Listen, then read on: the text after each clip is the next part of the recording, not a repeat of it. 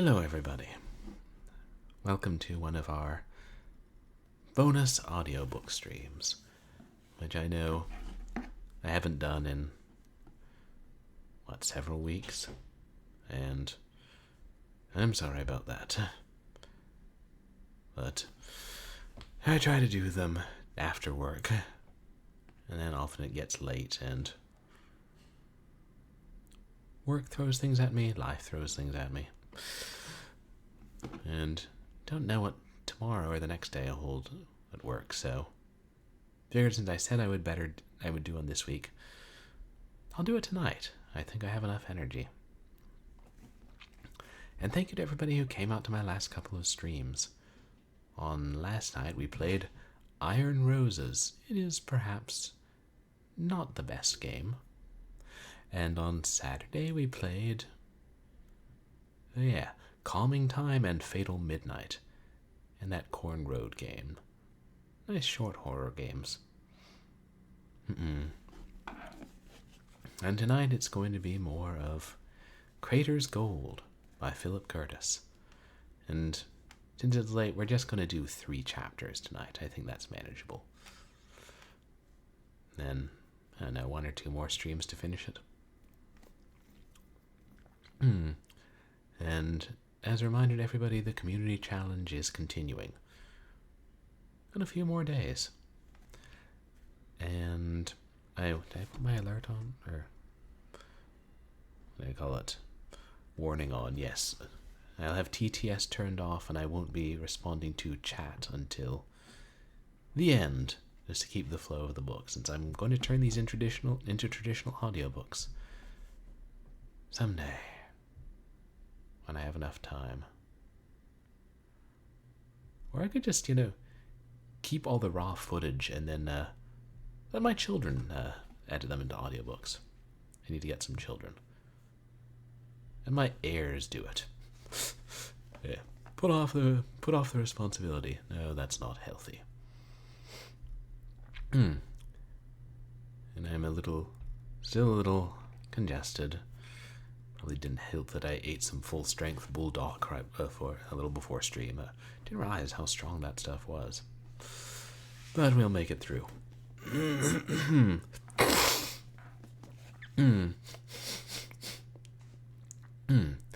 I'll randomly mute my mic to snort and hack in the middle of the reading.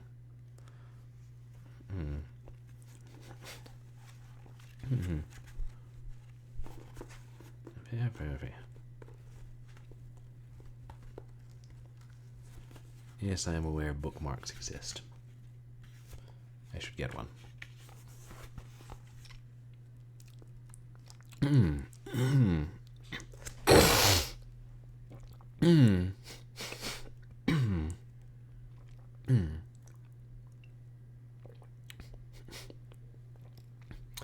I probably have allergies or something.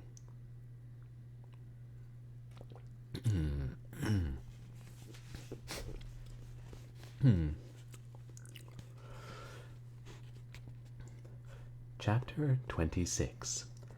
As the crackling had sounded nearer and nearer, the little group in the cavern had, by some process of gravitation, drawn in closer. Its members found themselves touching one another, seemingly counseling silence. Again the voice was followed by crackling, and then it sounded again, this time over their heads. It was a casual voice, speaking casually. "It hasn't changed since I was a boy. The very same rubbish is here." Exburger's face leaned across Stiles's. "Puller," he whispered, but all of them knew it already. "I know where he is," Exburger whispered. "He's in the old cellar. It can't be 10 feet. "Sst," ordered Baumgarten. But then came a shout almost at their elbows. "Hallo!" A pause, and then a shout from far off. "Hallo!"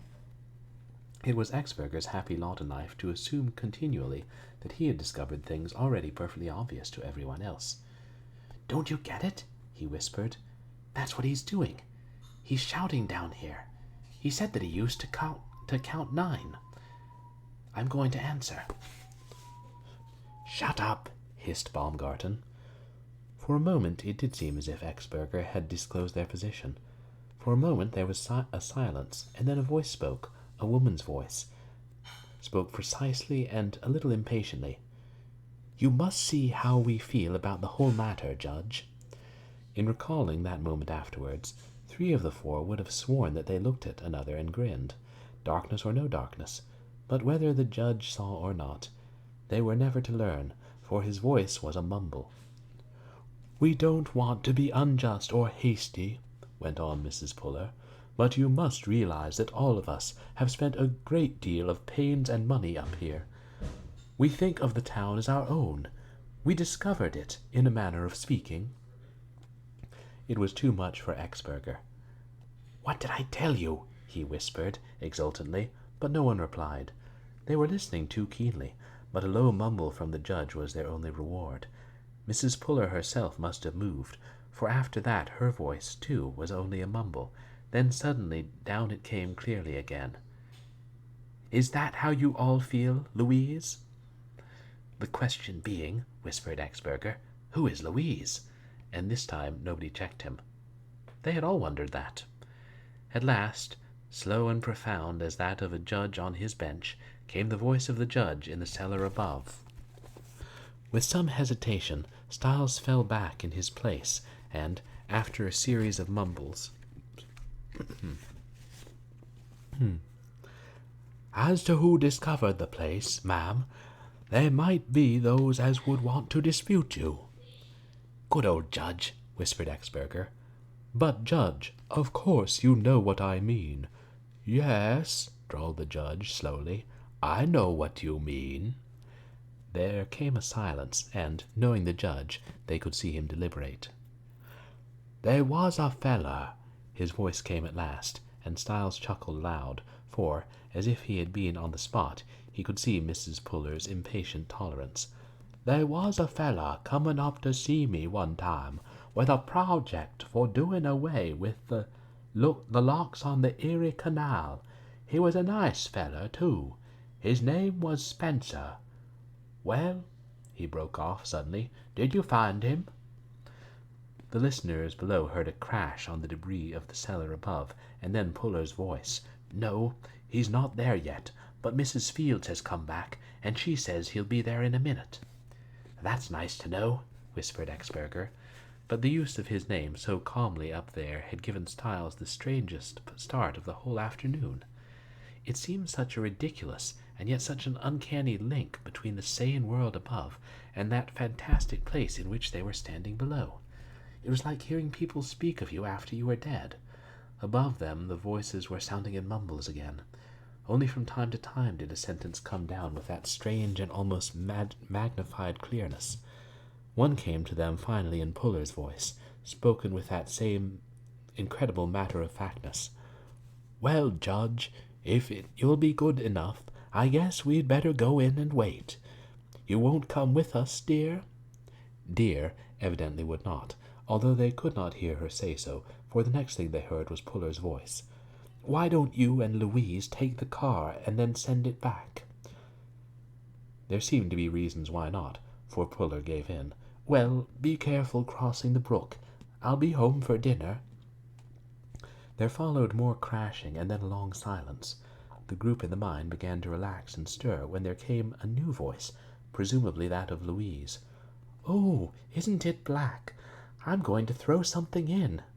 "Please, please," urged Mrs. Puller's voice, and her arguments evidently were sound, for no splash followed.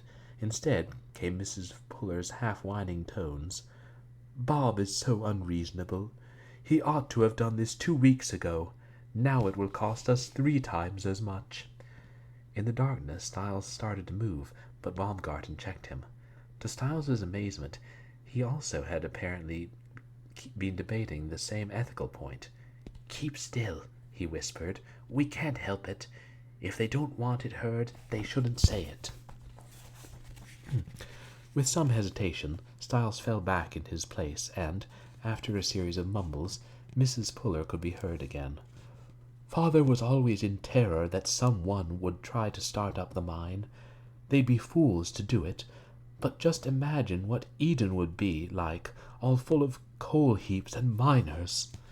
Louise seemed to murmur a question, for Mrs. Puller replied, "What? Oh, no, the judge says he'll never do that. He's the kind of man to let things run on just as they are. It's not the mine so much we're afraid of, but suppose that Mr. Exberger really did buy it." There came a responsive murmur above, and Exberger nudged Styles. At least he nudged somebody, and it happened to be Styles. Again came the voice protesting. "Well, I don't think it's nonsense at all, and neither does Bob, and neither does Jack. The judge doesn't seem to say much one way or the other, but just imagine if once he should come here and build—" Beside him, Styles heard Exberger chuckle so loudly that he missed the rest of the sentence above. The reply from the unknown Louise came in the usual manner, and then Mrs. Puller cried out indignantly, "What would it mean? What would it mean if Mr. Exberger once got a foothold here? Why, don't you realize that—" She had stopped for a moment, but before she could finish, Styles had turned quickly and taken a half-step toward the mouth of the shaft. He threw back his head and shouted in a deep, rolling tone, "Anos virunque kalano." He waited a moment, and then added in a slow, mournful wail of utter despair, "Lingua toscano in bocca romana."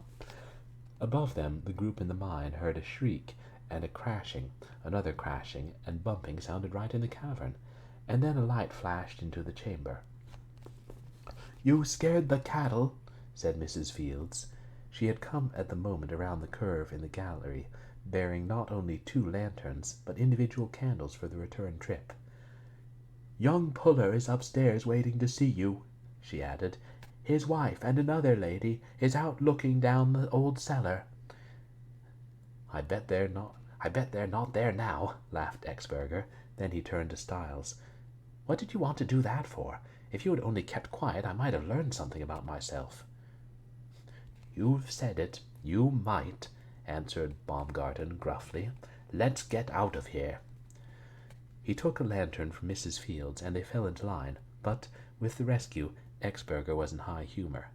"Stuffy," he cried, from his place in the line as they walked through the gallery, simple enough in the lantern light. "Stuffy, you didn't get me. You don't know what's happened the last few days. You don't know what those people are scared of me for." "I know a damn sight more than you think I do," replied Baumgarten.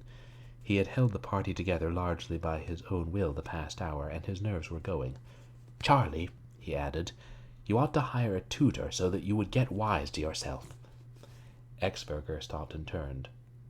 "What do you mean, get wise to myself?"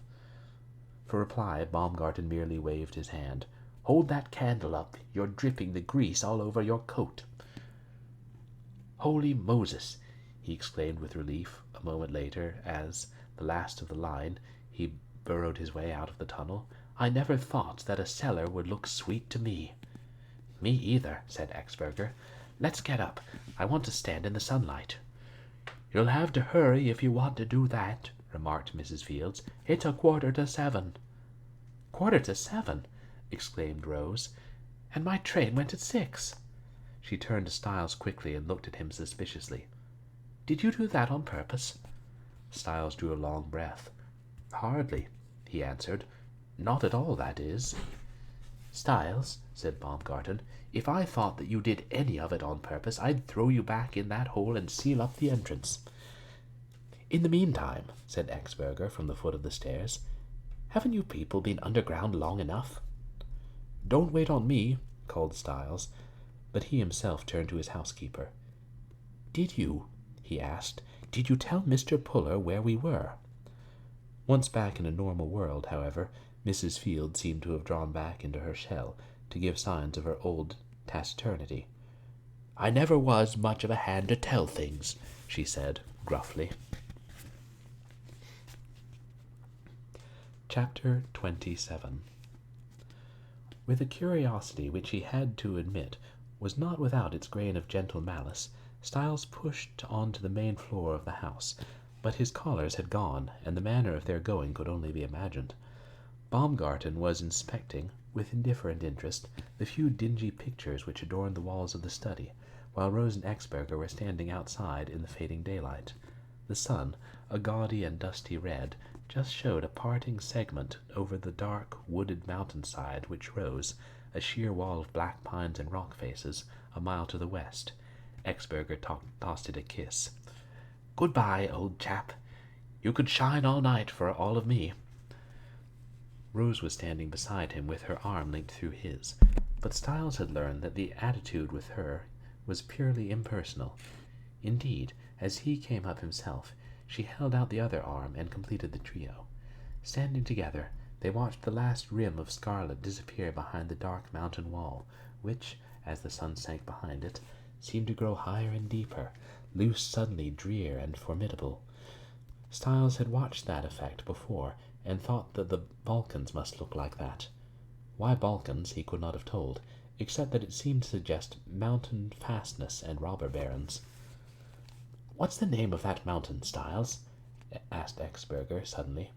"Bald Mountain," replied his host promptly. "Why do they call it that?" asked Rose. Styles laughed. "I don't know that they do. I just made it up. I never saw a region that didn't have a bald mountain, so why not this one?" Such vagueness, however, did not appeal to an active mind like the impresario's. "Seems to me," he said, "you know mighty little about this place of yours." Styles had to admit it, and the three lapsed into another silence, while the dark shadow of the mountain swept visibly down upon them. With its coming, the air grew perceptibly cooler. Little fragments of mist began to form on the swampland in the foreground, and, as if obeying a leader's baton, a glee club of frogs burst into a sleigh-bell chorus. Scents, too, seemed suddenly awakened by the coming of night. A tart, cold dampness from the swampland, slightly acid, and then a faint suggestion of sweet grass. It was a moment potent with a huge, sad beauty, and it affected the three of them alike, as they stood there staring toward the forbidding wall of the mountain, the manner of each unconsciously tuned to the scene. The queer lights of the hour brought out in Rose, more strongly, a fragile prettiness. Her cheeks seemed slightly hollowed, her color a little higher, and, with a fine strand of hair fallen over her face, she seemed more than usually wistful. In that vast setting she was a pure exotic, but, for that very reason, the artificial daintiness of her face and dress made her, to Styles, a more strange and exciting note in the picture.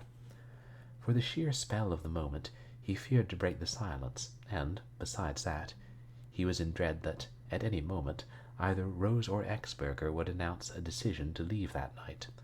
On the contrary, when Exberger spoke, it was quite to the opposite effect. "Well, Styles, I guess you've got us on your hands for another night, whether you want us or not." Styles laughed. "I was afraid," he said, "that you would try to think up some absurd way to get back to town tonight. It would be very lonely without you." He spoke with such sincerity that even Exberger responded. "That's awfully white of you, old man," he said, but, even at that, Styles waited with some anxiety for what Rose might say. She said nothing, merely turned toward the house with that look. It might have been called sadness. It might have been called indifference, that Styles had come to recognize in her more and more frequently. The more he saw of her, the more the girl seemed to live in a permanent mood of reserve. Perhaps, better, a mood of resignation, and only at unusual moments to allow herself to be forced out of it. It was as if she did not find the world as a whole just to her liking, but had learned from experience to be politic about it. That was her attitude now, as she turned toward the house. If she had spoken, she might have said, "What else can we do?" That, at least, was Styles's analysis of her, and, to a man like Styles, his analysis of her was far more important than what she might actually be. As a matter of fact, when she did speak, it was not at all what he had expected. As a matter of fact, when she did speak, it was not at all what he had expected. How inviting it looks!" she exclaimed. As they turned, a sudden warm bulb of light had sprung up from the big study lamp, and, as they entered the room, a fire was beginning to crackle on the hearth. Baumgarten rose from it, puffing. His cuff shot out from his coat sleeves, a smudge of black on his cheek. "I thought that would look good to you," he said, with an air of proprietorship. And if there had been an exotic poetry about the fragile rose in the face of the bleak mountain wall, there was equally a homely prose about Baumgarten lighting a fire. "But by the whim of fate," thought Styles as he saw him, "there goes a family man. Where did you get the wood?" he asked aloud. "There were about 20 cords of it stocked up there in the shed," replied Baumgarten, brushing the splinters and bits of bark from his coat. "Do you mean to say that you have been in this house for 3 weeks and never lighted a fire?" "I never thought of it," answered the lord of the manor, shamefaced. "Good gosh, Styles!" exclaimed Exberger. "What in the world have you been thinking of? As near as I can make out, you have been living up here in a trance." "That probably describes it," confessed Styles. Baumgarten could not take his proud eyes from his fire. "What we ought to have now is a lot of apples roasting in front of that, and a jug of cider." "Yes," mocked Exberger, "and play guessing games. From my point of view, a Bronx cocktail would listen much better." "That," said Styles, "is one of the things of which I've been thinking."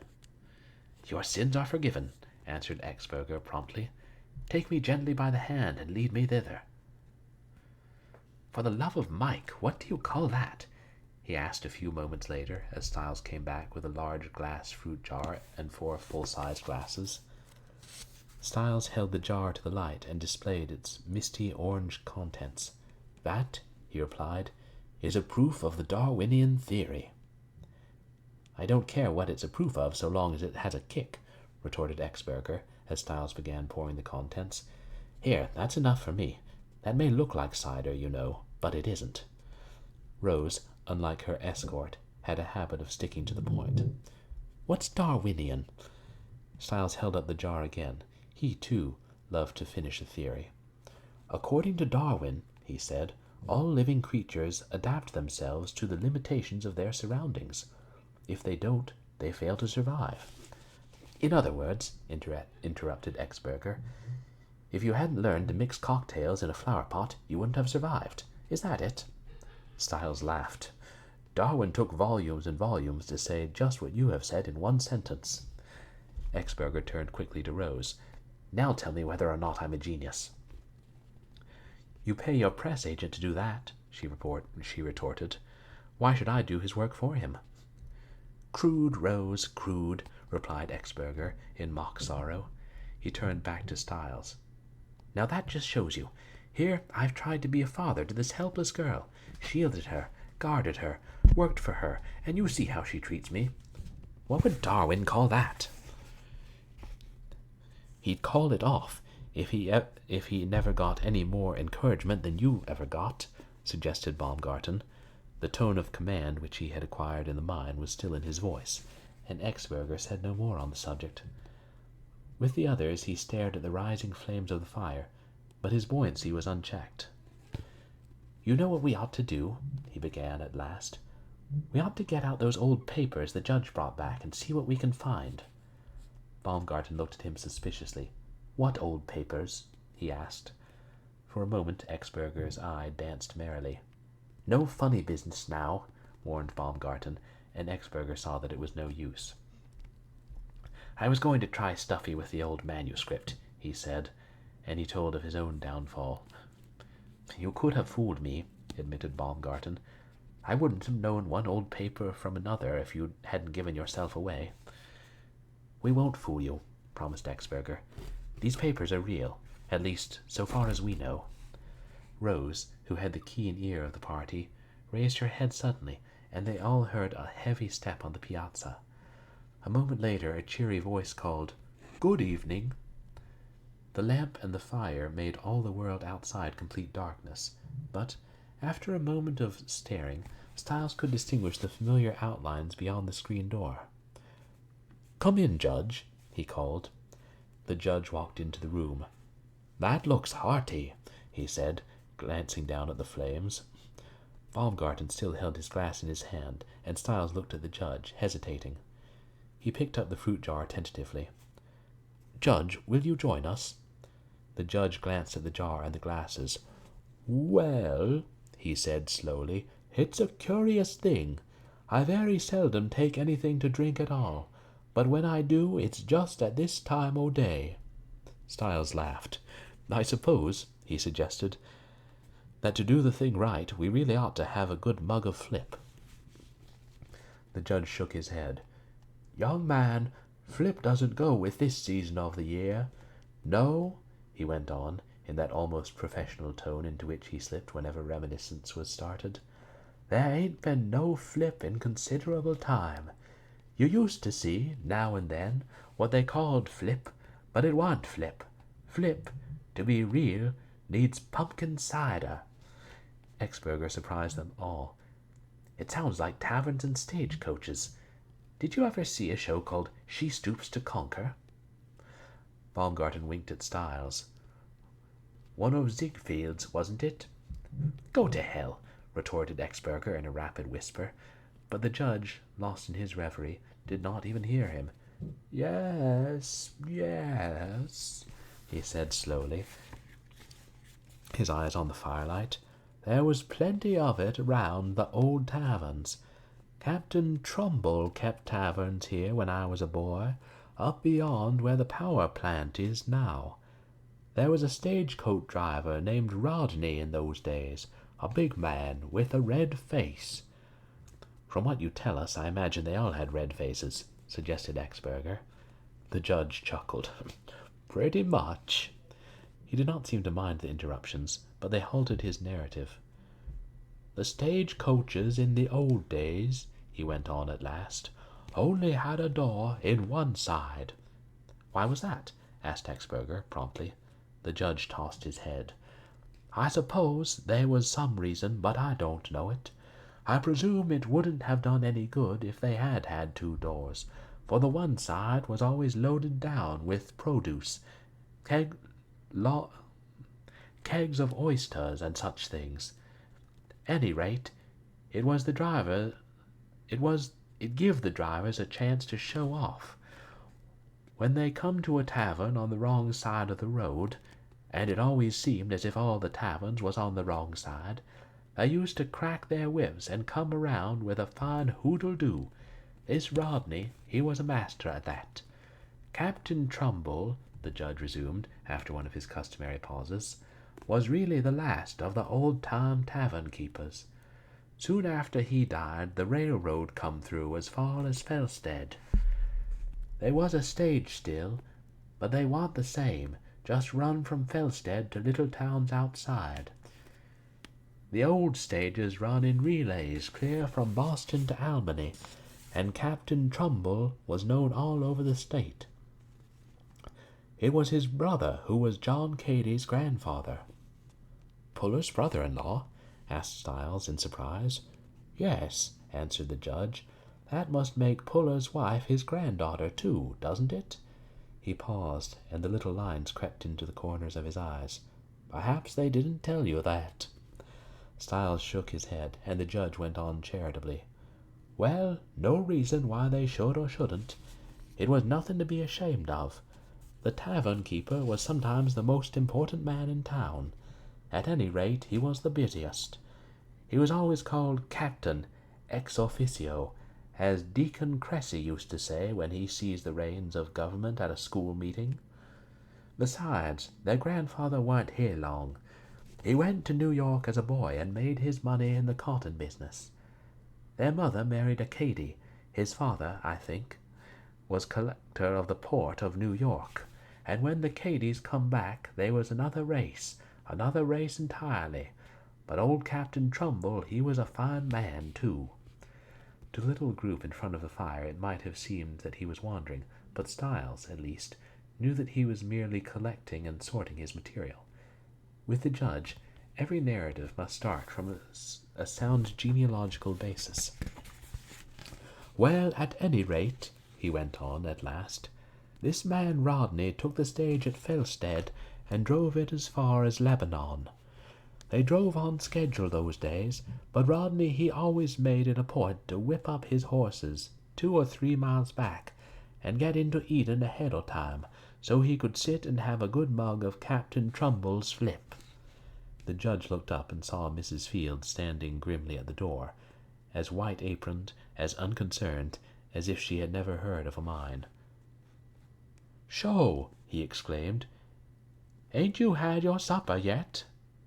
"Judge," begged Styles, "won't you come out and sit with us? Perhaps have a little coffee or something?" The judge shook his head.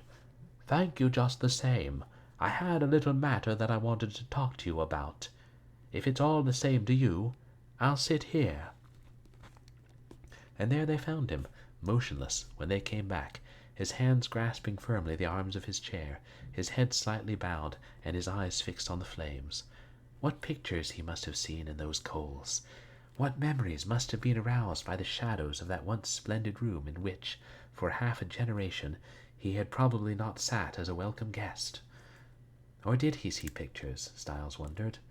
Sometimes it seemed to him that he was the only man in the world who still revelled in that once favorite pastime. Anyway, the judge himself was a picture. Now for Rodney, exclaimed Exberger, briskly rubbing his hands. Then his dramatic eye took in the scene, and he added, "Say, you know what we ought to do? We ought to turn out that lamp and sit just in the firelight." To Exberger, questions were merely matters of form. He reached out and turned down the light before he knew whether the others wished it or not. He was safe enough in this case. Styles pushed up a big armchair for Rose, and the others grouped themselves in a little semicircle. Baumgarten produced his red-banded cigars from his inexhaustible pockets, and the four men lit them expectantly. Beside him, Styles saw Rose's fingers hesitating over a cigarette which she had brought from the dinner table. He thought he might help her. "Judge," he said cautiously, "didn't women used to smoke in the old days?" "Yes," agreed the judge, "nigger women especially." A snort came from Exberger from the other side of the fire, and the judge looked around. "Bless you, ma'am," he said. "Smoke if you want to. I don't mind. I was thinking of pipes."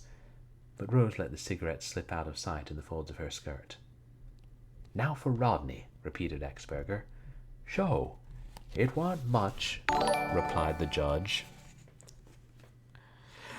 "I was just telling you this Rodney drove the stage from Felsted to Lebanon. You may never have heard of it, but in the winter of 1830 there was a terrible blizzard. Course I don't remember much about it myself. I was only 7 years old then, but I heard the story a good many times. It began to snow on a Thursday noon, and the stage was due at Trumbull's Tavern around 6. The only passenger was a little old man, a foreigner. He might have been a Frenchman. I don't know. Anyway, he was dreadful anxious to get to Eton. All the way up, so Rodney told the story, he kept sticking his head out the window and saying, 'You think we can make it, coachman?' That didn't help any," explained the judge. "A stagecoach driver and a coachman was two different things entirely. A stagecoach driver warn't accustomed to being my good manned by anybody. But still this foreigner kept on calling, 'You think we can make it, coachman?'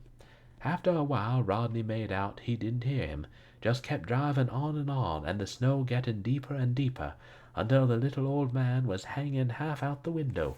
'You think we can make it, coachman?' he says. 'About that time Rodney was beginning to wonder whether he could make it himself. Over beyond Keystone there's a stretch where the wind comes howling down straight off Bald Mountain." Exberger broke in mischievously. "Styles told us that this mountain here by the house was called Bald Mountain." "No," said the judge. "That one is called Sugar Loaf. Bald Mountain is 8 miles away. There's a level stretch and then a gap between two hills where, some winters, the snow piles up high as a house. Well, the horses was making harder and harder work of it all the time. Rodney had only that one passenger, but he had a pile of freight. He used to boast that in all the 16 years he'd been driving that stage, If he'd set out to make a place, he'd always made it, but it begun to look to him now as if his record was going to be broke. And all the time that Frenchman was sticking his head out of the window and calling, "You think we can make it, coachman?" Finally, Rodney got so mad he climbed right down off the box, a thing a stagecoach driver wasn't supposed to do under any circumstances. "Now look here," he says, "if you say that to me again, I'll throw them lines right over the horses' backs and let them loose." He was the best-hearted man in the world, this Rodney was, but he could look real fierce when he wanted. The Frenchman seemed scared, but he fidgeted and fussed, and picked up a little bag he carried and put it on the seat, and then put it on the floor again, and then put it on the seat again, and Rodney drove on. Finally, they weren't going more than a walk, and a mighty slow walk at that. Well, sir, when they got well into this gap I'm telling you about, the coach gave a lurch and come to a stop, and the Frenchman forgot himself. "Do you think we'll make it, coachman?" he says. "That's enough," says Rodney, and with that he climbs down off the box and goes to the door. "Mister," he says, "this is where you and me spends the night." "In the snow?" says the Frenchman, hugging his little satchel as if it was full of gold watches. "You and me could do it all right," says Rodney, "but the horses couldn't. No, there's a farmhouse up there where they'll take us in. Come on now," he says, but the Frenchman never moved. "Coachman," he says, "I'll give you $5 to get me to Eden," but Rodney just shook his head. "You ain't got money enough," he says, "to make me do what I say I won't do." $10, says the Frenchman. "No," roars Rodney, stamping his feet, partly because he was mad and partly because he was cold. "20, says the Frenchman, and Rodney hesitated. "You understand," explained the judge, "that in those days $20 was $20. $20, says the Frenchman, taking out a big double eagle, and Rodney he fell. "All right," he says, "set where you are." So up he climbs to the box and speaks to his horses. They tugged and heaved, but the coach never moved, and down he gets again, puzzled. "Why don't you take off the baggage and leave it?" suggests the Frenchman, but Rodney shakes his head. "Do you think you could mind them horses?" he asks. "Bless you!" exclaimed the judge. "Them horses couldn't have moved if they wanted to, all blowed as they was, and hanging their heads, and trying to get their tails up to the wind." So Rodney, he leaves the Frenchman chattering and stamping, with his little bag in one hand and his lines in the other, and goes back half a mile to where a family of the name of Brewster was living at the time. They had a son that was the third man killed in the Civil War, but this was the father. He kept the toll gate and sometimes worked on the roads for people that had rather pay in money than do their share themselves. Old man Brewster had a pair of pure Spanish jacks, the only ones I ever heard of in this part of the country, although they was common enough in the South. They was pretty little animals, slender and shiny like a deer, and they could draw as much as most horses, although they didn't look stout enough to pull a setting hen off the nest. Old man Brewster paid $300 for them, they claim, which was cheap at that. He was calculating to make his fortune, populating the entire countryside with mules, but I guess there was something wrong, for the male jack warn't as successful as most, and all they ever got was one hinny. "What's a—" began Exberger, but Baumgarten silenced him with a gesture. "Course," went on the judge, "in a storm like that, the old man he didn't like the notion of letting his precious jacks go out, but working for the turnpike company like he did, he was afraid not to. So back he comes with Rodney and hitches his jacks ahead of the leaders.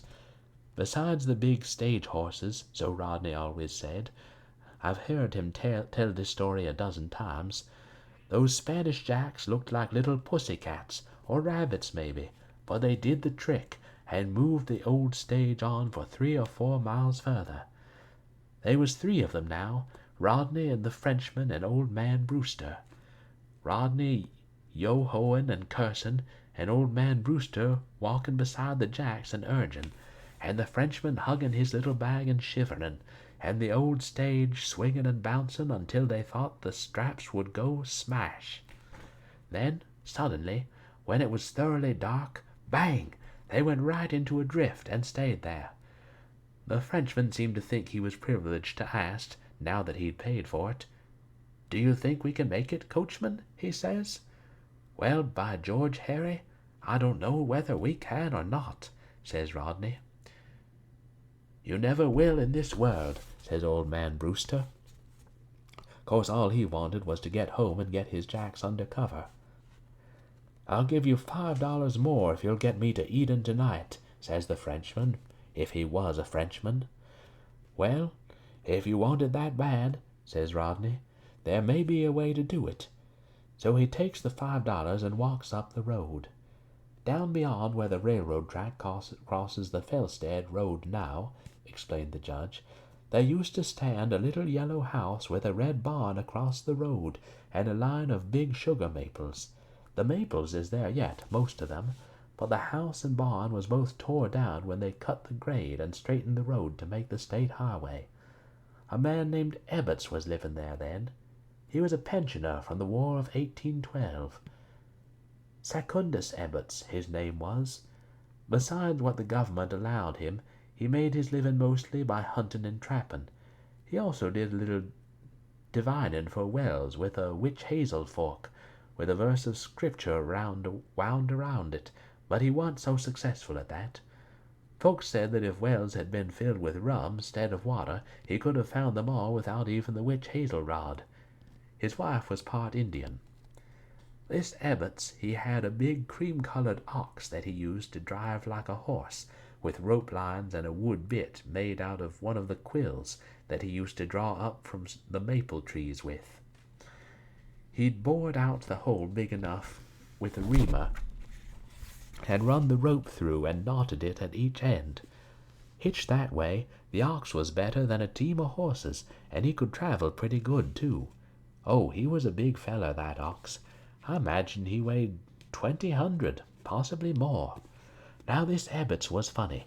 If it had been a mild summer night and a traveler had asked him to come out and hold his horse for a moment while he went off to talk with somebody about a piece of land, he wouldn't have done it. But, being snowy and dark and blowing and cold as the sheets in the Pope's spare chamber, he couldn't have asked for anything better. He was just that notional. So he takes the $5, and out he comes with that great white ox and clamps him on ahead of the jacks, and on they goes. Well, sir, when they gets in sight of Trumbull's Tavern, Rodney lets out a hoot on his horn.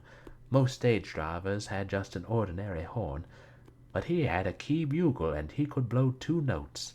And Captain Trumbull and all the fellers that was hanging around the bar-room, and Miss Trumbull and the help in the kitchen, all come running out to see what was happening.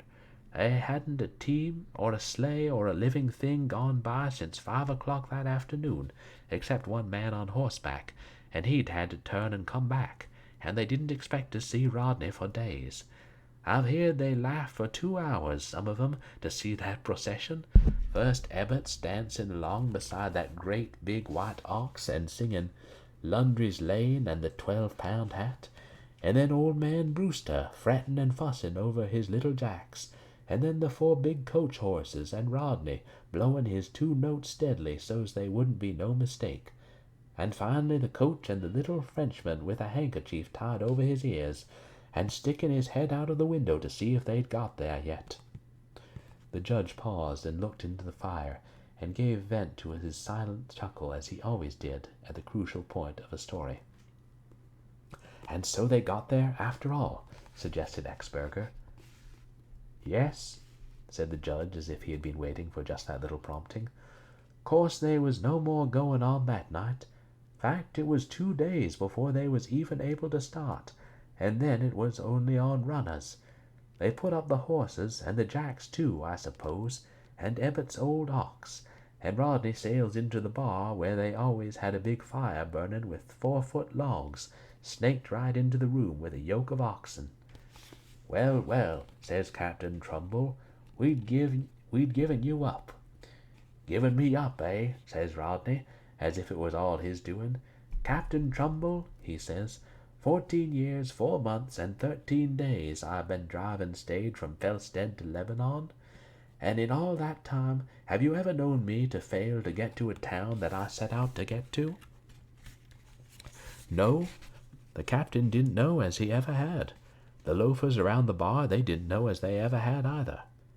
"No, and you never will," says Rodney, so loud they could hear him all over the house. "But I tell you this, Captain Trumbull," he says, "if I ever do miss a point on the line, it'll be some point where they don't sell Captain Trumbull's flip." And with that he walks over to the bar and takes out the double eagle the Frenchman had give him, and slams it down so hard that it jumped 2 feet in the air when he caught it again. "They used to do that," the judge explained. "Anything bigger than a shilling, they'd generally test it like that.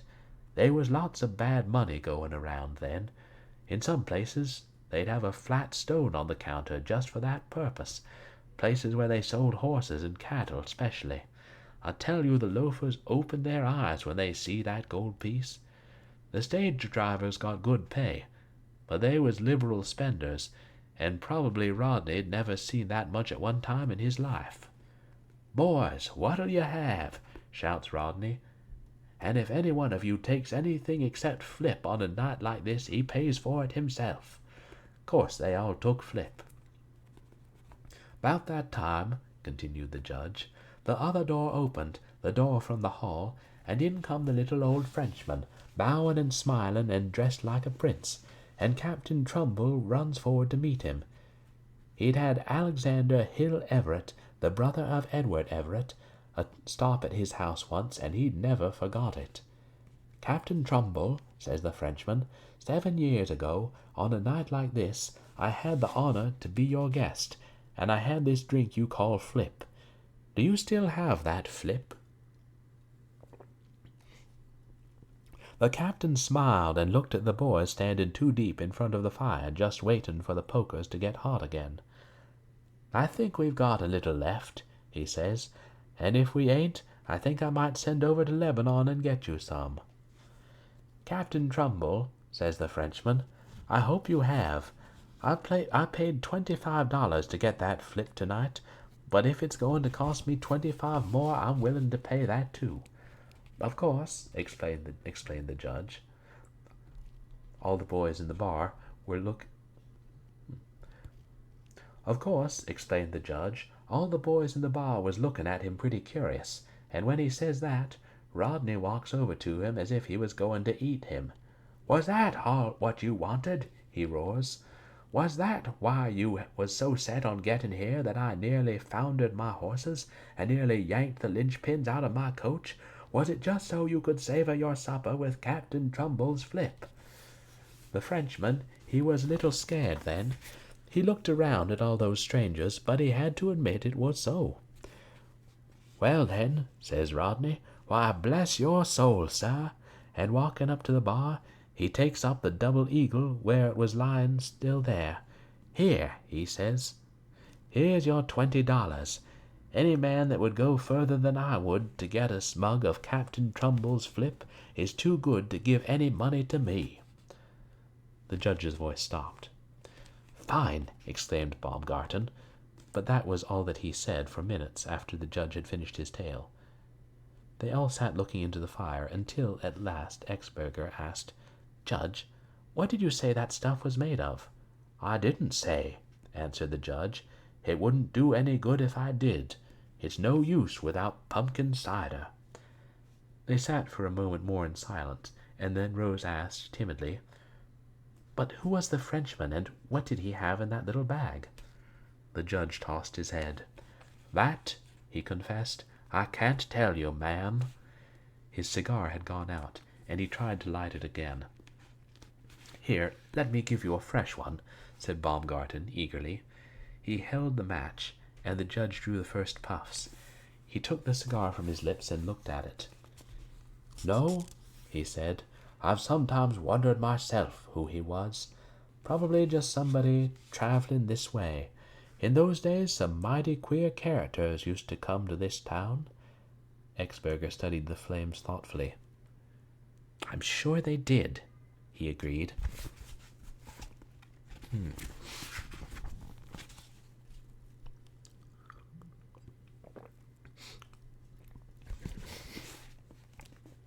Chapter 28. Rose was standing in the shadows of the porch, leaning against one of the pillars, when Styles came back from the gate after speeding the judge on his way. He hardly saw her until he had reached the foot of the steps, and even then she had not spoken, merely stood waiting with a languid humor, as if to see how long it would be before he should discover her presence. "I suppose you hain't sold your place?" the judge had asked, as Styles had walked with him to the gate. "Not yet," Styles answered. "That's what I came up to talk about," the judge had continued, "but I guess it'll wait. Fact, I didn't know your friends was still here. This ain't an hour to talk business." No, it was not an hour to talk business. The threat of coolness at sundown had not been fulfilled, and the dying down of the wind, with the coming of darkness, had brought out another soft, lazy June night. Rose's languid attitude, as she leaned against the pillar, expressed it perfectly, and Styles was glad enough to stop beside her. Through the window he could see Exberger and Baumgarten still sitting where he had left them, engaged in violent conversation. Baumgarten was listening, rolling a cigar around in his lips. Exberger was talking excitedly, as he usually did, moving his whole body in jerks, driving his clenched fist into the palm of his other hand. It looked too energetic for Styles, as it evidently had been for Rose. "Would you like to walk around for a while?" he asked. For answer, the girl pushed gladly away from the post and descended the steps at his side. They passed under the spruce trees and into the road. Styles turned by instinct towards the stretch where he had talked that morning with Puller, but the girl stopped short. "Let's not walk that way," she said, with abrupt decision, and Styles remembered that she, too, had had a talk of some moment on that stretch of road. They turned instead and walked to the bridge where the car had had its little adventure. The bed of the brook was still dry, and, seeing no interest there, they sat on the rail facing back towards the light of the house. Styles nodded with his head. "What are they so excited about back there in the study?" "About a new show called Oh, La, Sir. Stuffy kept saying that what you want is something that gets right home to the people, and Charlie keeps saying that what you want is a wallop." "How the language does grow," mused Styles. "When I left the city 3 weeks ago, they were still calling it punch." "It's all the same," replied Rose. "Punch, wallop, jolt." "And what is punch? Do you know?" "No," confessed Rose. "Neither does Charlie Exberger, but he says he knows it when he sees it." "Does he?" "The way most people do. When a show is a big success, he says it's because it has punch. When it fails, he says it's because it didn't have punch. What is punch, anyway?" "My dear lady," pleaded Styles, "if he doesn't know and you don't know, how in the world should I know?" "I bet you do, all the same." Styles slipped from the rail of the bridge to his feet. "Miss Puller," he said, "of all the compliments which you could pay me, that is the one most likely to make me dizzy." Rose, however, saw nothing unreasonable about it. "You knew what love was," she said, "and I never knew anyone else who did." "Love," replied Styles, "is a matter partly of biology. One can read up on biology. One cannot read up on punch."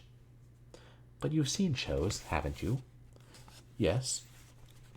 "And some had punch and some didn't." "True, quite true." "Well then, what is punch?" "You've brought this on yourself," replied Styles. "Punch is profound truth expressed in a piquant manner." "Just say that again, will you?" Styles laughed and repeated the definition. "What I mean is this.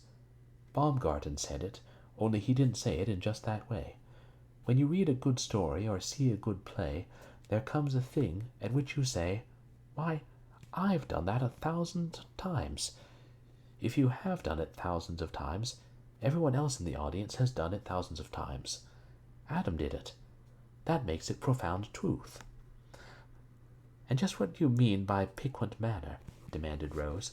"Of course, I know, but I want to hear you say it." Miss Fuller, you go to my head, protested Styles. Well, Exburger has a piquant manner. My own manner I should not call piquant. I should call it ponderous. And what do you call my manner? Demanded Rose. Your manner, replied Styles, I should call an extremely wise one under all the circumstances. I told you you knew, answered Rose, completely satisfied. Why don't you write plays? To define a thing, replied Styles, and to do it are not equally easy. I defined love last night, standing in front of the fireplace, and made it this afternoon sitting on the old cellar, retorted the girl, but she hurried on so expertly that he had no time to follow the lead. No, seriously, why don't you write plays? There is lots of money in it. Is that all you see in it? Asked Styles, with a prudery which he knew, himself, to be rather forced. Rose knew it as well as he did. No, of course not, she replied, but that's one of the things. Don't you want to make money? My dear Miss Fuller, answered Styles, you miss the whole point of my life up here in these dells and dingles. I am never going to do anything again. Never. Rot? Rot. No, it's not. All my life I've had to do things because there was money in them, or rather because there wasn't enough money in them to tempt other men to do them. Now I'm through. Don't let the squalid state of my house deceive you. I'm a very rich man. Rose proved herself a very human young woman. Are you, really? She asked excitedly. Styles laughed. I meant in comparison to what I always have been. From your point of view, I am not rich. I am poor compared to the glistening youths who adore you from the front of the house and send you American beauties and beg you to dally in gilded cafes. There's less dallying in gilded cafes than people think, replied Rose.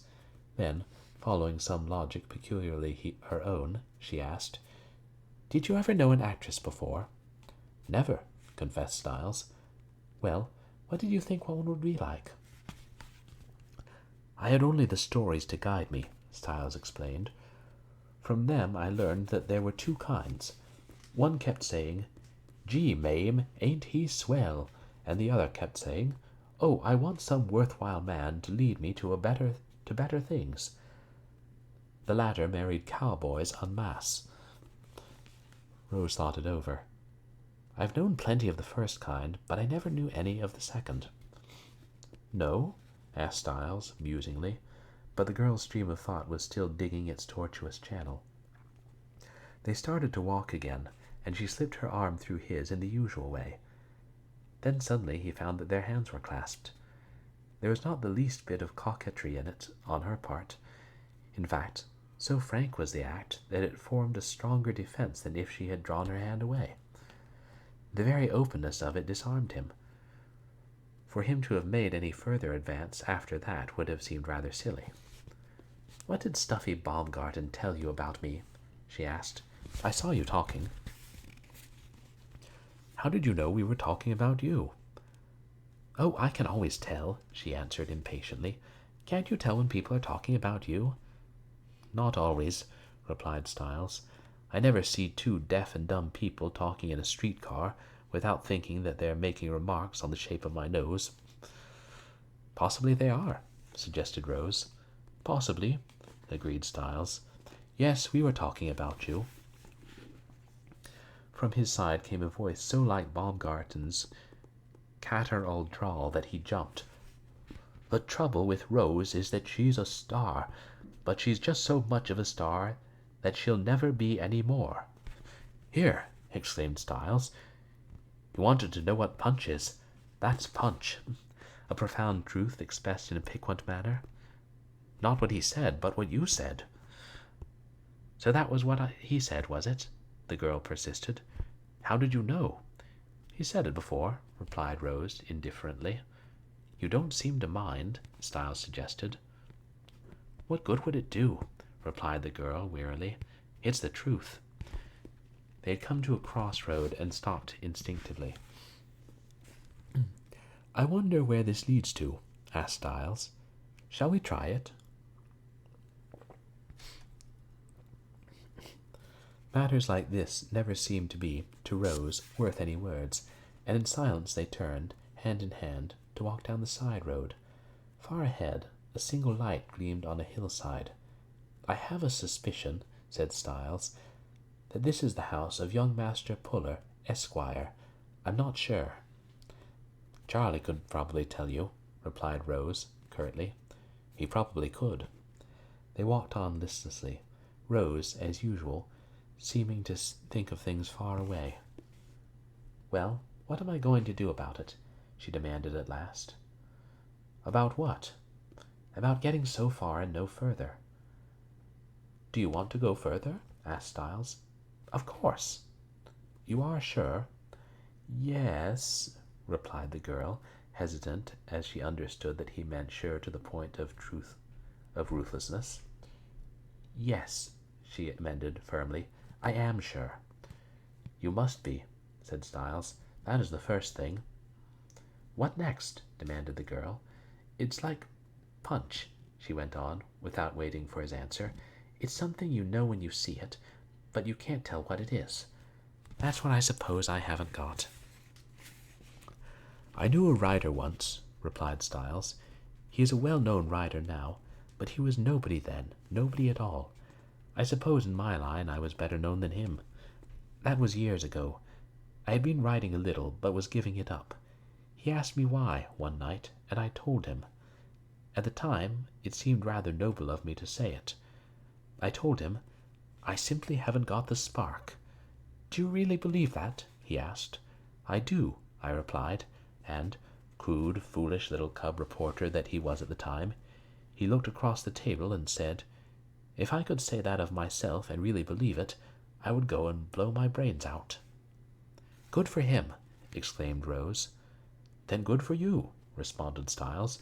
"You feel the way he did." "I suppose so," answered the girl, but with less assurance when it applied to her own case.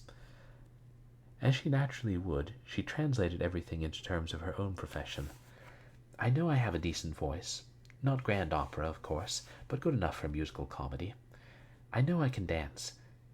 That's what makes me so mad. I know some girls who are supposed to be wonderful dancers who are just pure faking. They don't fool people behind, of course, but they fool the public.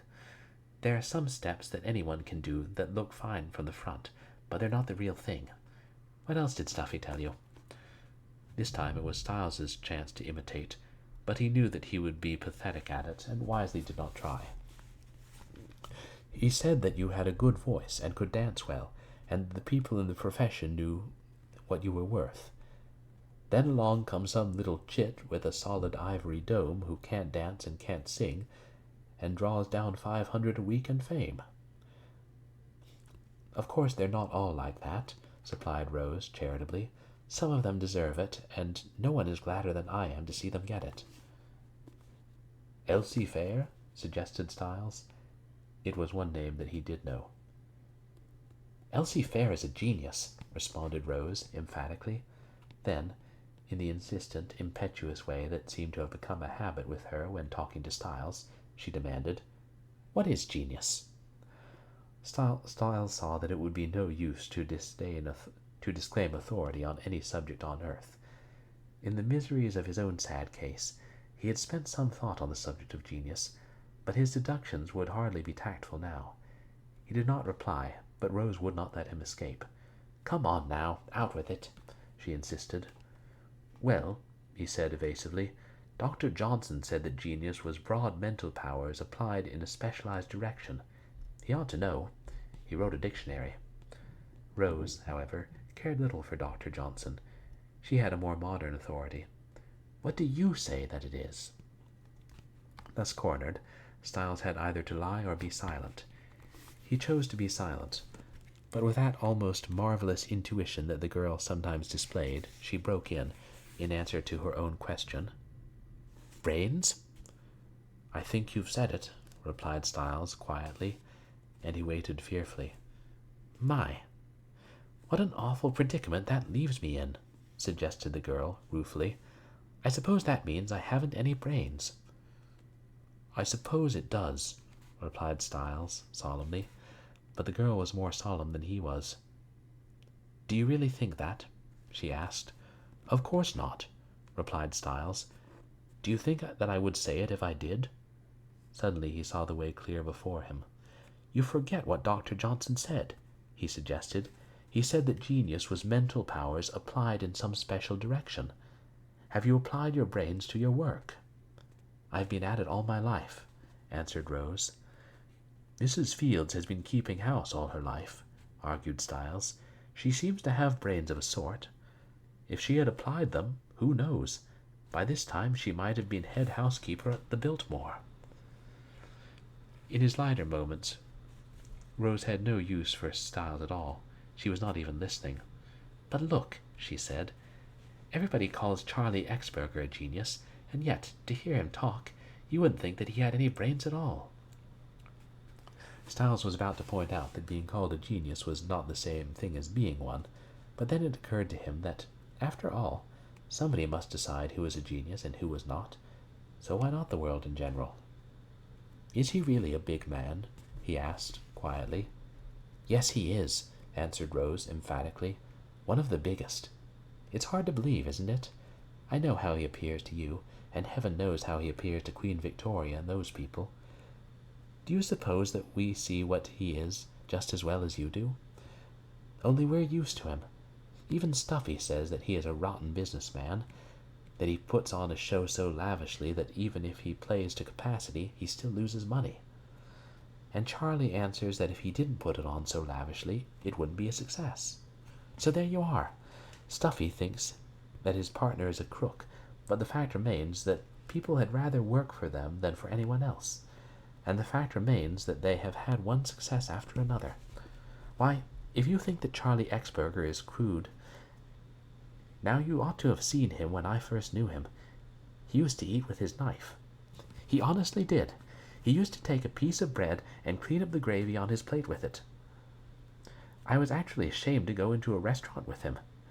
He used to wear neckties marvelous with still life and drawn through a big diamond ring.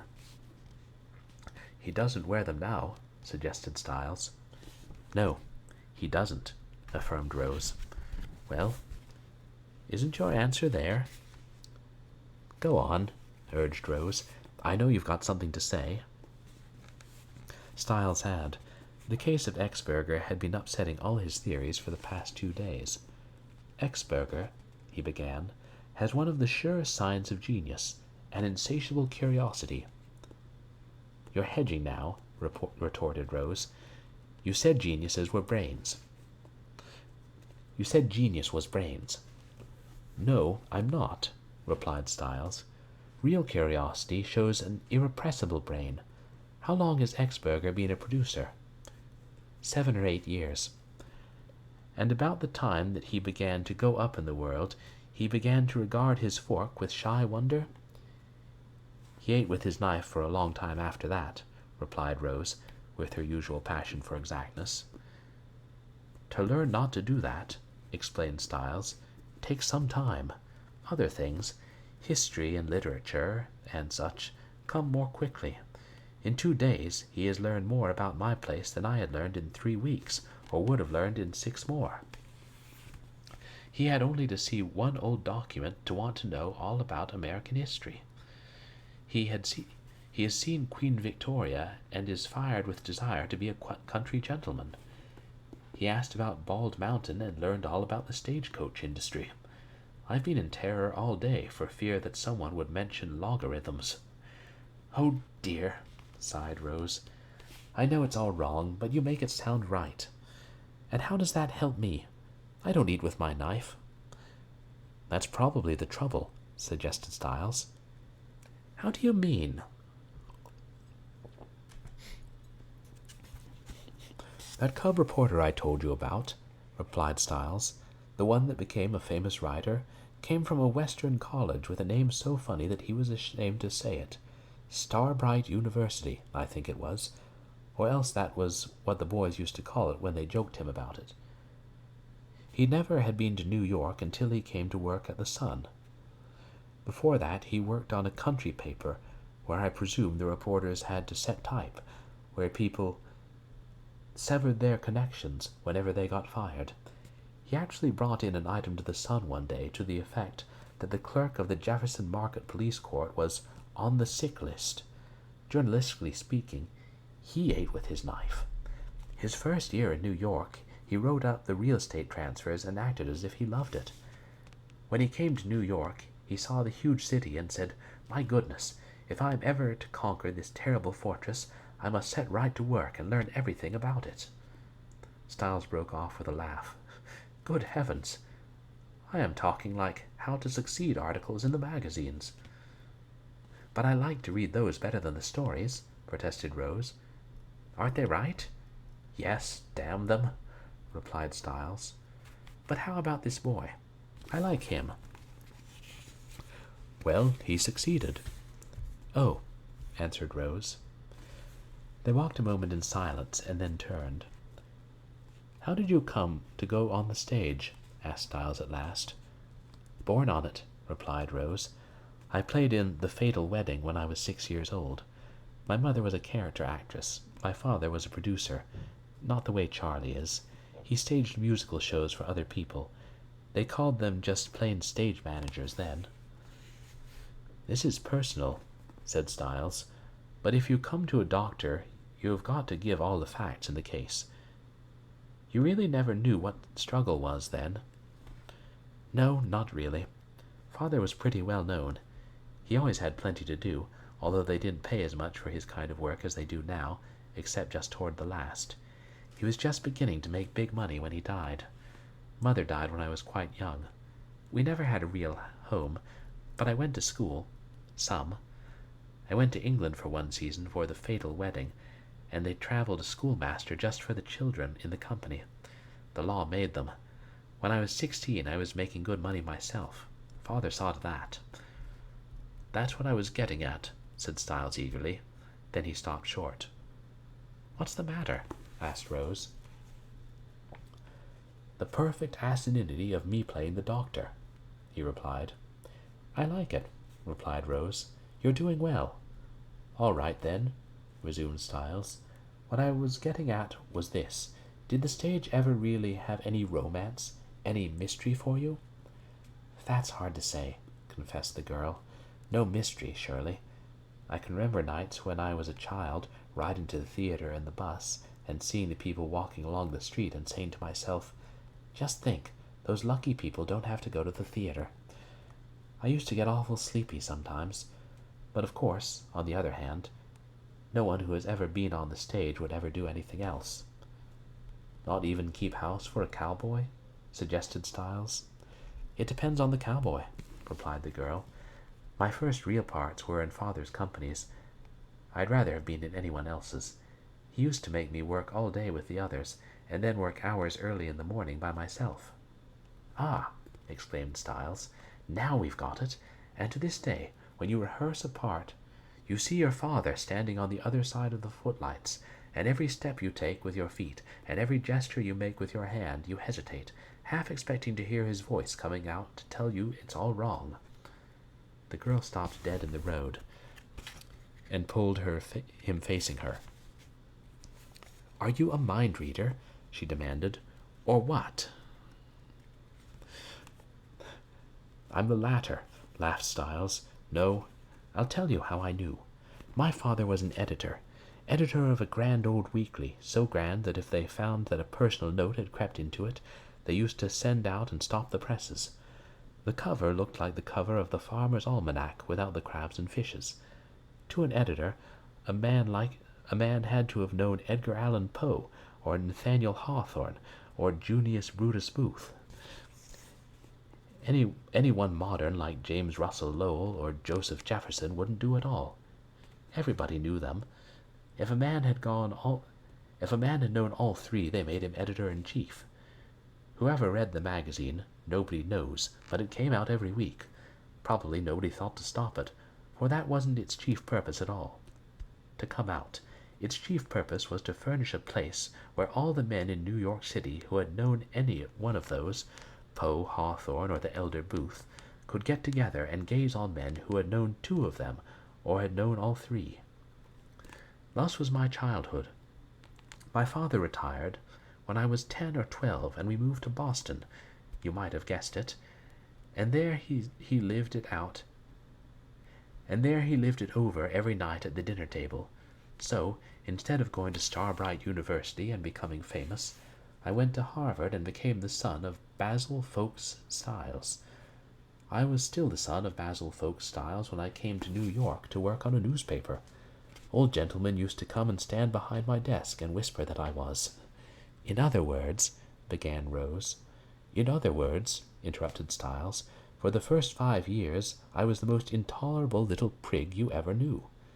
Then all the men who had ever known Basil Fawkes Styles or had ever heard of him died, and I gradually woke up. What did you do then? Asked Rose. I wrote 1 or 2 stories in the style of Hawthorne's, found that they weren't as good as Hawthorne's, and quit. What did you do then? Asked Rose. Like the boy in the fable, she was always eager to know what became of the squirrel. Then I sat in clubs and grew bitter about the decadence of art, all art, books, paintings, music. There were others doing it too. If I remember correctly, we even asked each other, what is the matter with the American theater? Theater with an R-E. Well, what was the matter with it? Asked Rose. We differed about that, confessed Styles. Anyway, it pulled through. Next, persisted Rose. Oh, by that time I got over that phase. I was able to earn a comfortable living reviewing books by the cub reporter from Starbright University. Are they good books? Asked Rose.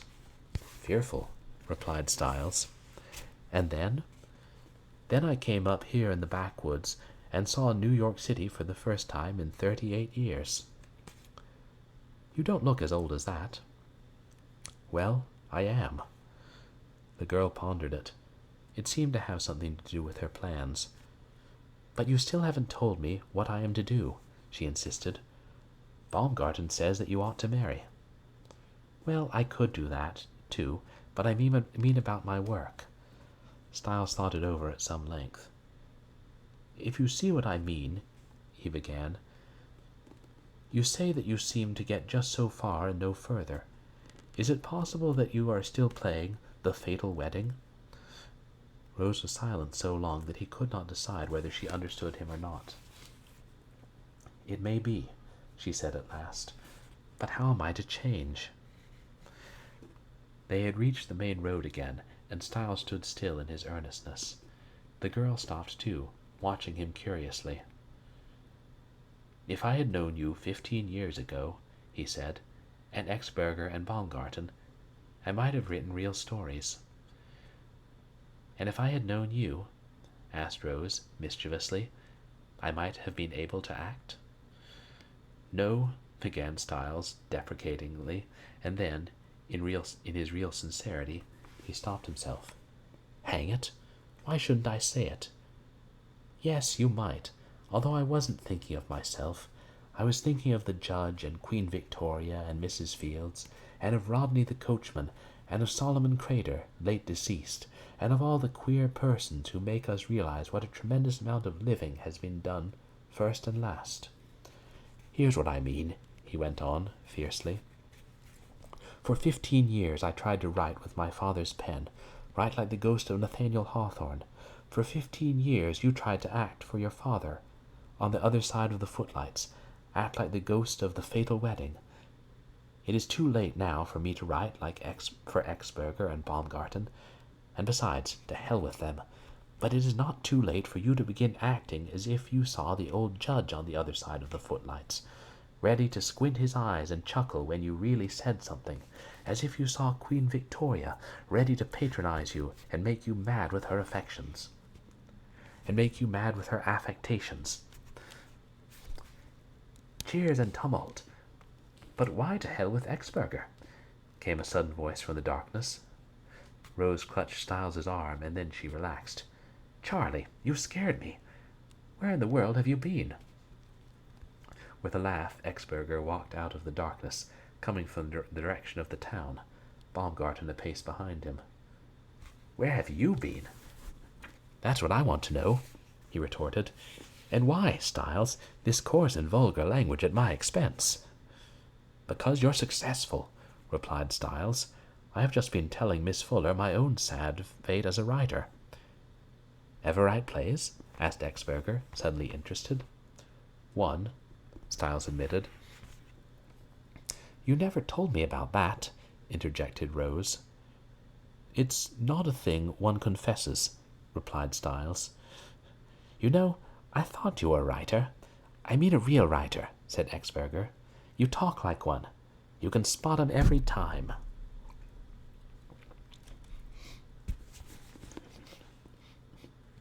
He did not seem in the least upset by what he had overheard. You mustn't let me bother you, he went on, kindly enough. A play is the hardest thing in the world to write. A book or poetry or things like that are nothing to it. What you got to have is technique. And punch, suggested Rose. That's what we call it, replied Exberger, but perhaps Styles wouldn't know just what that means. Styles, he went on eagerly, for, as all unsuccessful men are interested in success, so are all successful men interested in failure.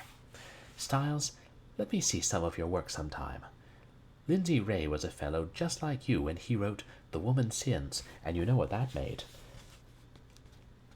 Another comes to me with a play, and I tell him, Here, that thing's no good, but possibly I see some one little thing in it, something he never saw at all, and we rip it up and write it over, and the first thing you know, we've got a play. What you ought to have, Styles, is an idea. Well, maybe he's got one. You never can tell, suggested Baumgarten. Suppose we continue this discussion somewhere else except in the middle of the road. Rose, however, was looking from one to the other. Where have you people been? She demanded. I'll give you 3 guesses, said Exberger. To the movies. Correct. Number 7 wins the oil stove. I didn't know there were any movies in town, said Styles. I don't believe you even know there's a post office, retorted Exberger. What's the matter, Rose? I was thinking, replied Rose, convulsed. You two see a show every night of your lives in New York, and when you come up here in the country, all you can think of to do is to go and see some 250th run movies. They weren't so bad, replied Exberger. Your friends the Pullers were there, Styles, and quite a lot of people in evening clothes. Mostly, of course, they were yaps. Baumgarten chuckled. Ask him what else happened. You keep still, Stuffy, commanded Exberger. Let's go on.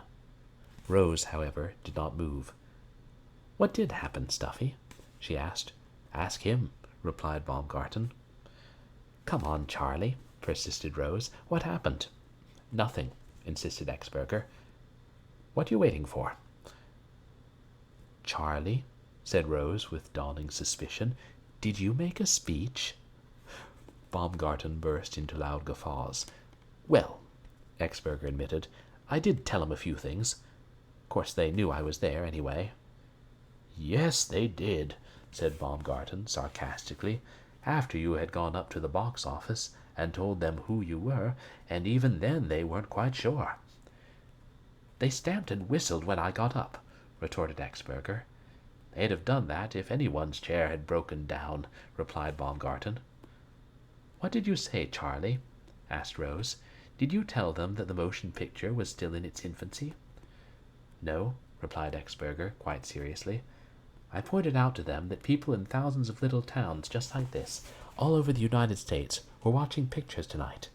I showed them how drama had once been the art of the rich man, but that now the motion picture was bringing drama right home to the people. How did Queen Victoria like that? Asked Styles. Who's Queen Victoria? Asked Exberger. Mrs. Puller. Well, I wasn't talking to those people then, explained Exberger. I was talking to the yaps, but later I said that I had already made several friends in town, and I knew that they felt the same way that I did about it. Then I kidded them a little and said that I had half a mind to buy a place here myself, and the more I think of it, the more I have, Styles, and that if I did come here for a month or 2 in the summer, we all might be able to get together and put on some real stuff here from time to time. That would put the place right on the map. I never thought of it until that moment, but I happened to think, of the annual masquerade dance that the movie colonies give at different places out in California, how they become part of the life of those little towns, and I said that there was no reason why we couldn't stage something of that sort right here. All it needed was a nice pep and someone who knew the ropes to start things going. Did the pullers cheer? Asked Rose. Well, they'd left by that time, said Exberger, but some of their friends were still there. And believe me or not, just as you want to, but they listened to every word I said, earnestly too. Come on, said Baumgarten impatiently, and the whole group moved toward the house.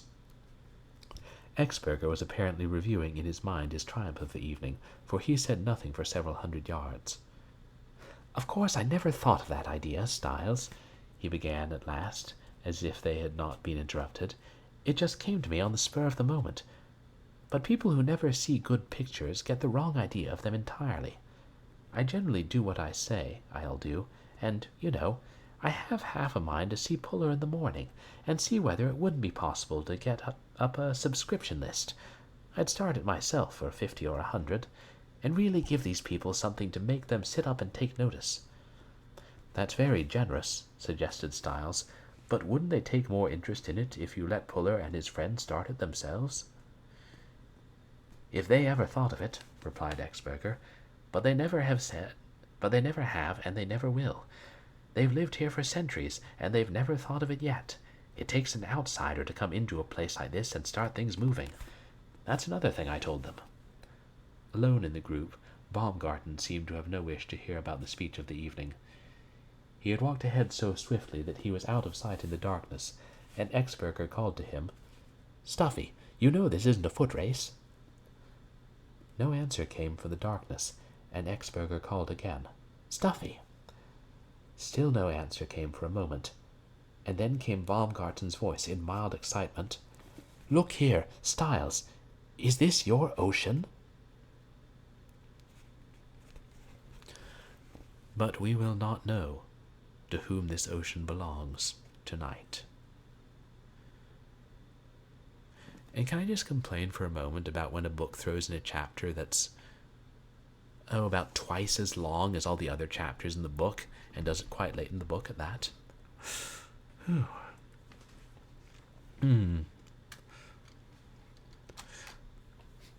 Interesting, the directions this novel takes, and the chapters it'll spend with things that like that whole Shaggy Dog story with the judge about the flip. I'm like, is it thematically connected? And is it going to play some part? But I often like when, books, you don't know what direction a book's going to take. See who's here. Hey, thanks for the lyric, Dragon of the West, and but we'll need to know what happens again at some other stream, Dragon. Well, I think one more stream will definitely finish this book. Then I'll take a break and then move on to another. You guys, please go check out Dragon of the West. And also Seacross. Oh, you're still here, Seacross. Thank you so much for, 35 months. Wow. I can't believe it's that long. That's such a long time. I really appreciate the support, Seacross. And you guys should also check out Seacross. Oh, thanks. I need sleep too, but I'm glad you enjoyed it. But yeah, you guys, please go check out Seacross. He streams a lot of retro stuff. Don't get to catch your streams as often, Seacross, but happy when I do.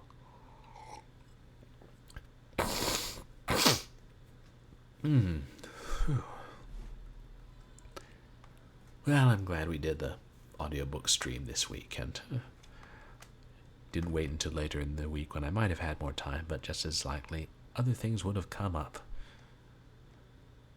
Still trying to get a new phone. It's a ridiculous process. They make it harder and more expensive than they need to, but if I don't get one soon, I'll just bite the bullet and buy one of theirs.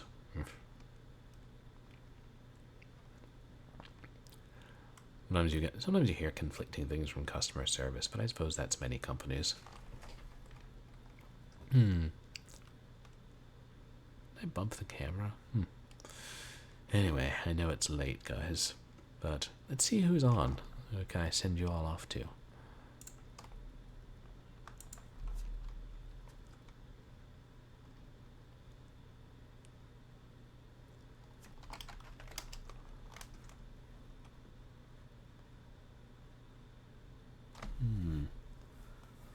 We've got some... Oh, there's... No, he's not. Oh, Old School J is on. He's building a Windows 3.1 PC. That seems pretty awesome. Let's raid Purblind Gamer because he's going to finish a good book. Is that what he said? I somehow missed that. And I was in his stream not all that long ago. Guess I wasn't paying attention. Yeah, I was just thinking of him, C-Cross. We don't get to raid Old School J that often, and it's really cool that he's building a PC. It seemed difficult and dangerous to me, but then I never bothered to learn how. Just like, parachuting out of a plane seemed difficult and dangerous with me, probably because I never learned how. Is it too late for me to join the Air Force? I hear they have good pensions.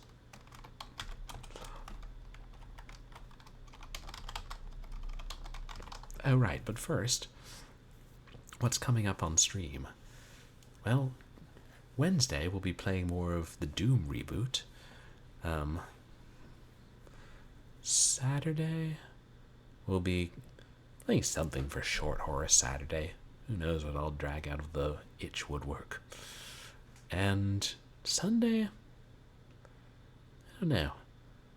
I wonder if we could try and finish both Bruxina Luana and Iron Roses, but that would require me starting earlier. I can't have multiple unfinished games, so we'll see. Would it make more sense? Whatever. I'll figure things out.